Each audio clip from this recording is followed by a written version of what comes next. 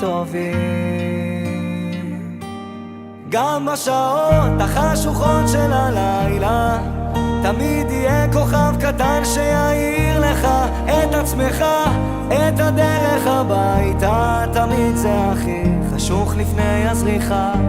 מיליון רכבות דוהרות עד אוסטרליה, מחפש רחוק את מה שנמצא לך מתחת לאף. כל מכשול זה מדליה, קם ונופל אבל בדרך שלך.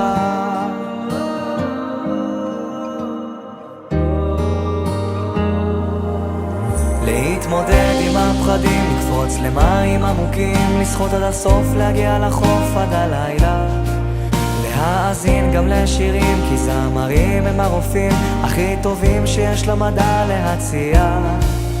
עוד יבואו ימים טובים, אני מבטיח.